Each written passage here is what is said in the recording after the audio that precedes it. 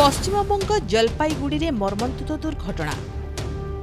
कंचनजंगा को धक्का देला मालवाही ट्रेन। तेबे कौन से ही सिस्टम जार भूल पाई धक्का होछि ट्रेन। पश्चिमबंगर जलपाईगुड़ी भयंकर ट्रेन दुर्घटना। कंचनजंगा एक्सप्रेस को धक्का देला मालवाही ट्रेन। धक्का हेतु कंचनजंगा एक्सप्रेस अनेक बगी होइछि लाइनच्युत। एथिरे 15 जनक मृत्यु होइथिबा जणा पड़िछि।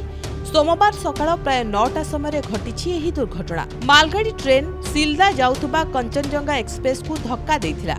दुर्घटना एते भयावह थिला जे लोकंक चित्कार अनेक मात्रा सुभिथिला, कारण ट्रेन बगी गुड़िक अनेक फुट उपरकू उठी जाइथिला। तेबे गत वर्ष होइथिबा बाहानगा रेल दुर्घटना भली एथर भी गोटिए ट्राक रे दुई गाड़ी आसिबा फଳରେ घटिछि दुर्घटना।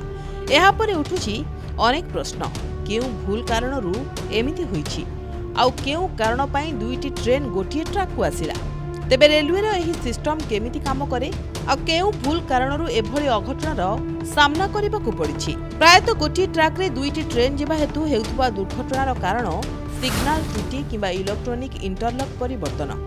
रेलबाई प्रत्येक ट्रेन एवं एहार मार्ग अनुଯାयी इलेक्ट्रोनिक इंटरलॉकिंग सिस्टम सेट होइछि, जेउथिबाई प्रत्येक ट्रेन अलगा ट्राक रे जाई थाए।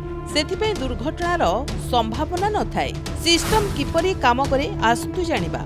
रिपोर्ट अनुଯାयी रेल ट्राक रे इलेक्ट्रोनिक सर्किट स्थापित होइछि आ ट्रेन ट्राक विभाग रे पहुंचिबा मात्रे एही सर्किट माध्यम रे ट्रेन आसीबा विषय रे जणा पड़ी थाए। ट्रेन आसुथिबा जणा पड़िबा परे एही ट्राक सर्किट एही सूचना को फॉरवर्ड करि थाए।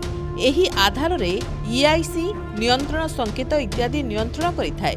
एही आधार रे ट्रेन केउ दिगो को जीवाको हेबो से संबंध रे सूचना मध्य दिया जाय थाए। आपण निश्चय देखिथिबे जे अनेक स्थान रे सीधा ट्रैक थाए, किंतु केतेक स्थान रे मल्टी ट्रैक बा बीजी रेलवे ट्रैक रही थाए, जहा माध्यम रे जे कोनसी ट्रेन रो ट्रैक परिवर्तन करा जाय थाए एवं एहा ट्रेन को अन्य पार्श्व को बदलाई थाए। एठी आपण को कहि रखुछु जे ट्रेन रो मार्ग केवल कंट्रोल रूम माध्यम रे स्थिर करा जाय थाए, किंतु बेले बेले वैषयिक कारणरू किंबा मानवीय त्रुटि हेतु ट्रैक परिवर्तन होई पारि न थाए आ ट्रेन टी स्थिर मार्ग ठारू अन्य एक रूट रे चली जाए। फलाफल हेउछि सेही ट्रेन अन्य ट्रैक रे आसुथबा ट्रेन सहित हुए धक्का। दुईटी ट्रैक मध्य रे एही स्विच अछि, जहा साजरे उभय ट्रैक परस्पर सहित संयुक्त। एपरि परिस्थिति रे जेतेबेले ट्रेन रो ट्रैक को परिवर्तन करबाकू पड़ी थाए, सेतेबेले कंट्रोल रूम रे बसिथिबा कर्मचारी ठारू निर्देश पाइबा परे ट्रैक रे स्थापित उभय स्विच ट्रेन रो गति को मूवमेंट करी डाहाण बाम एवं ट्रैक आड़ को गति करे, फଳରେ ट्रैक होई थाए परिवर्तन। ब्यूरो रिपोर्ट, प्रमेय न्यूज 7 डिजिटल।